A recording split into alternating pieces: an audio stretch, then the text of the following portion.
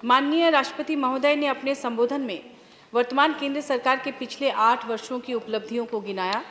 मैं वर्तमान सरकार को बधाई देती हूं, परंतु साथ ही विनम्रता के साथ यह कहना चाहती हूं कि पिछले 8 वर्षों में अपनाई गई सरकारी नीतियां गरीबी उन्मूलन, अनुसूचित जातियों एवं जनजातियों के विकास, महिला एवं बाल विकास, समावेशी विकास के संबंध में पर्याप्त नहीं थी। सभापति महोदय, 2022 में माननीय प्रधानमंत्री जी ने कहा था, जनजातीय समुदायों का कल्याण सरकार की सर्वोच्च प्राथमिकता है और जहां भी हमने सरकार बनाई है, जनजातीय कल्याण को सर्वाधिक प्राथमिकता दी है। किंतु पिछले कुछ वर्षों में सरकार ने आदिवासी क्षेत्रों में प्राकृतिक संसाधनों की लूट को बढ़ावा देने वाली आदिवासी विरोधी नीतियों को आक्रामक रूप से आगे बढ़ाया है।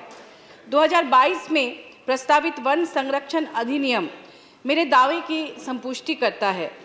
पुराने नियमों में जहां आदिवासी क्षेत्रों में शुरू होने वाली परियोजनाओं में ग्राम सभा की सहमति आवश्यक थी, उसे सरकार ने निरस्त कर दिया है। इससे प्रकृति निर्भर आदिवासी संस्कृति एवं जंगलों का विनाश अवश्यंभावी हो गया है। आदिवासी संस्कृति जल, जंगल और जमीन की संस्कृति रही है।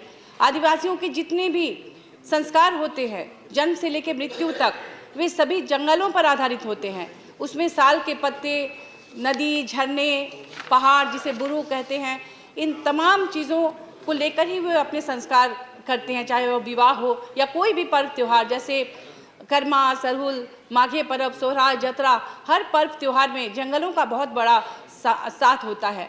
और मुझे लगता है कि विकास का जो आदिवासी मॉडल है आज के समय में, वही इस धरती को बचा सकता है, न कि विकास का पश्चिमी पूंजीवादी मॉडल। तो मुझे लगता है कि इस तरह से ग्राम सभा के अधिकार को छीनना बहुत बड़ी भूल होगी।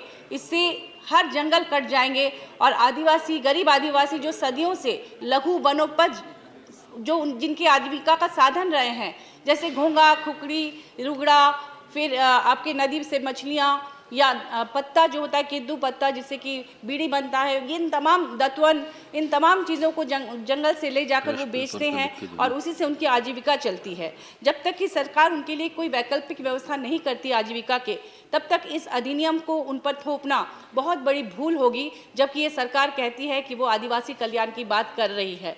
1932 का खतियान आधारित स्थानीय नीति झारखंड विधानसभा से पारित किया है हमारे माननीय मुख्यमंत्री जी ने, और उसे राज्यपाल ने वापस कर दिया। और केंद्र सरकार उसे पारित क्यों नहीं कर रही है? अगर आप आदिवासी के पैरोकार हैं तो निश्चित रूप से इसे आप तुरंत पारित कीजिए, क्योंकि हर राज्य में, चाहे वो कर्नाटक हो, पश्चिम बंगाल हो, चाहे वो महाराष्ट्र हो, हर बिहार हो, हर जगह स्थानीय लोगों के लिए वहाँ पर रिजर्वेशन पॉलिसी होती है कि 3rd और 4th ग्रेड की नौकरी में उन्हें जगह मिले, क्योंकि बाहरी लोग आकर कई बार उनकी नौकरियां खा जाते हैं और वो पिछड़े रहते हैं। तो हमारे राज्य में इसकी मांग हो रही है और इसीलिए खतियान आधारित स्थानीय नीति की मांग हमारी सरकार कर रही है, जो अभी तक नहीं दी गई है, और उसे तत्काल दिया जाए, ये हमारी मांग है।